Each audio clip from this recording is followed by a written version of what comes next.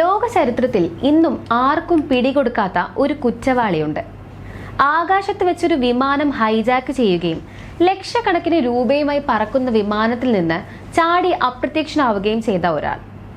50 വർഷം കഴിഞ്ഞിട്ടും ഇന്നും FBI പോലും ഇയാൾ ആരാണെന്നോ എങ്ങോട്ട് പോയെന്നോ അറിയില്ല. നമുക്ക് DB കൂപ്പർ എന്ന ആ അജ്ഞാതന്റെ കഥ നോക്കാം.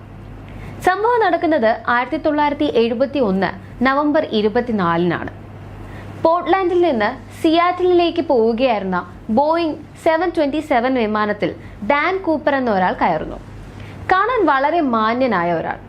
കയ്യിൽ ഒരു ബ്രീഫ് കേസ് ഉണ്ട്. വിമാനം പറന്നുയർന്ന ഉടനെ അയാൾ എയർ ഹോസ്റ്റസിനെ ഒരു കുറിപ്പ് നൽകി. അതിൽ എഴുതിയിരുന്നത് ഇതായിരുന്നു: എന്റെ ബ്രീഫ് കേസിൽ ഒരു ബോംബുണ്ട്.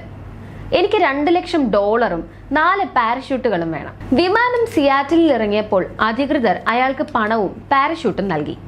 പകരമായി അയാൾ യാത്രക്കാരെ വിട്ടയച്ചു. പിന്നീട് വിമാനം മെക്സിക്കോയിലേക്ക് പറക്കാൻ അയാൾ ആവശ്യപ്പെട്ടു. വിമാനം ആകാശത്ത് വെച്ച് പറക്കുന്നതിനിടെ എല്ലാവരെയും ഞെട്ടിച്ചുകൊണ്ട് വിമാനത്തിന്റെ പിൻവാതിൽ തുറന്ന് കൂപ്പർ ആ കൊടും കാട്ടിലേക്ക് ചാടി.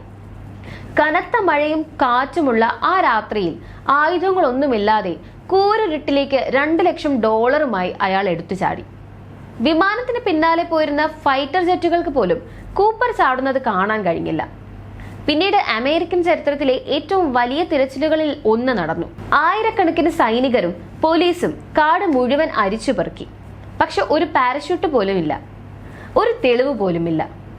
വർഷങ്ങൾക്ക് ശേഷം 1980-ൽ ഒരു കൊച്ചു ബാലൻ കൊളംബിയ നദിക്കരയിൽ നിന്ന് കുറച്ച് പണം കണ്ടെത്തി.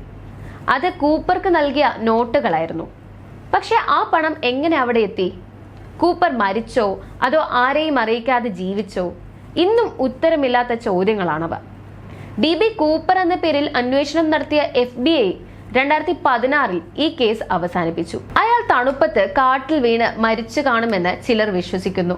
എന്നാൽ മറ്റു ചിലർ പറയുന്നത് അയാൾ രക്ഷപ്പെട്ട് എവിടെയോ സുഖമായി ജീവിക്കുന്നു എന്നാണ്.